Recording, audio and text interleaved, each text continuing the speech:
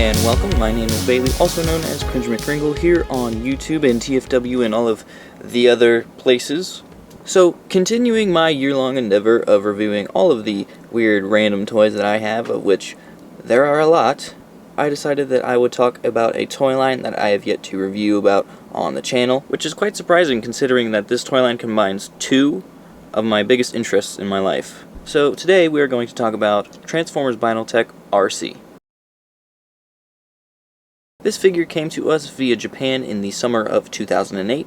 She is a retool of the Decepticharge Windcharger mold that was the Honda S2000.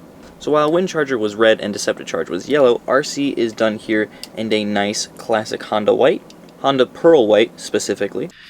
To break up the mostly white body though, Arcee is hit with pink highlights throughout. Those highlights would be on her head, chest, arms, waist, and her legs.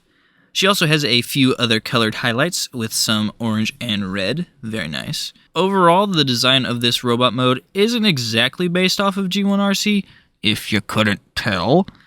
Especially the head. Honestly, I wouldn't even say the design is much of the other two characters that she was repainted from either. That being Windcharger and Decepticharge, who's actually an original character, so never mind what I said about him. When talking about the Alternators line, robot mode, and specifically robot accuracy, wasn't exactly the goal of this segment. Which means we actually get an original robot mode for once. Hooray!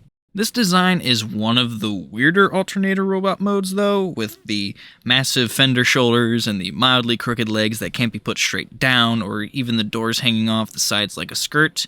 I will say that is a plus in Arcee's favor. For articulation, the head is on a ball joint, shoulders rotate via rear fender, arms can go in and out, biceps will elbow bend, hands are on a ball joint, fingers can open up so you can put this massive VTech rifle in there. That looks pretty sick. Kind of a waist rotation, but it doesn't really move. Legs go forward and they can't go back due to the dashboard in the back. There is a knee bend, but it's super tight, and frankly, I am scared to touch it. And finally, ankles are on inward-facing ball joints. Basically, she's posable from the waist up, but not the waist down.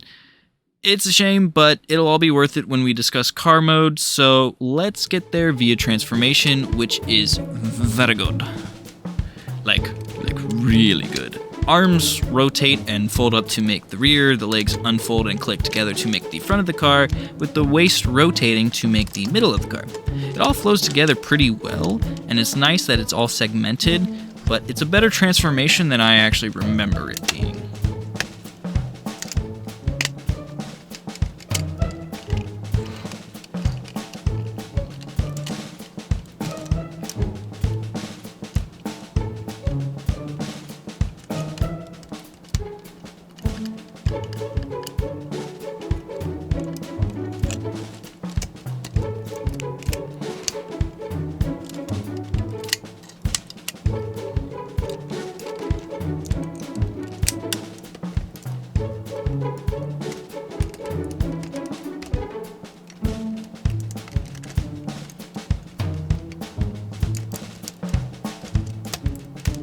And here we have vehicle mode, and where the hell do I even start? This is simply fantastic. Being a car enthusiast and somewhat of a Honda fan, I've owned 3. This is one of my favorite Transformers toy lines, specifically because of the alt modes. There is so much detail, and correct detail at that. The colors are accurate to the brand's specific color library. The interior is shaped exactly like an S2000 and is even right-hand drive due to this being a Japanese release. I love how you can see the wiper and the turn signal stalks, the shifter, the handbrake. It's even got pink bucket seats. It all just works. Just please ignore the fact that I don't have either the soft top or the hard top pieces on. Those are in storage somewhere. I'll find them one day when I finally get space to display everything, but for now, just ignore that part of the car. I also haven't talked yet about how this is a Binaltech release and how they used actual die-casts for all of the car's body parts, some of which actually open up like a true scale model car, which these also are, 1/24th scale.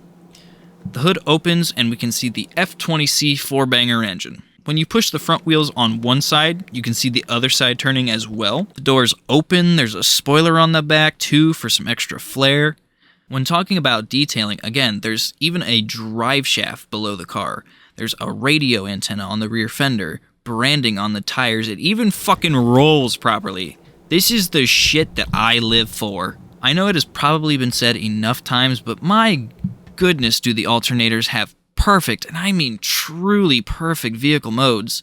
I wish we could get a modern version of this toy line somehow. It doesn't need to be as glorious as this, but just a modern toy line where we could see characters as modern vehicles with unique designs.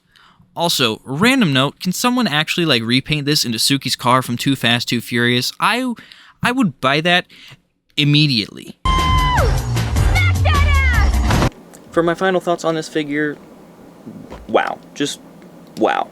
You can tell that there was a lot of effort for Alternators and Binaltech from both Hasbro and Takara, a lot of which is documented on Aaron Archer's channel. I do highly recommend that you go check that video out.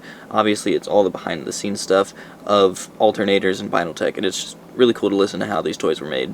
Now sure, the robot modes aren't the best in terms of being a toy. In fact, this one doesn't like to okay, I guess it'll stand, but it has issues. But the real gem is the vehicle modes. The vehicle modes are so good that you basically forget that this is a transforming figure. If you have any interest at all in cars and Transformers, you 100% need to pick up one of the figures from Alternators. It doesn't have to be this one specifically, as she is a little bit more expensive than others, but if you're able to track down a Jazz, a Prowl, a Sideswipe, one of those will do. Arcee is very cool in her own right, especially with all this extra diecast that she's got in her and being a Japanese release, but I'm definitely planning about talking about more Alternators in the future.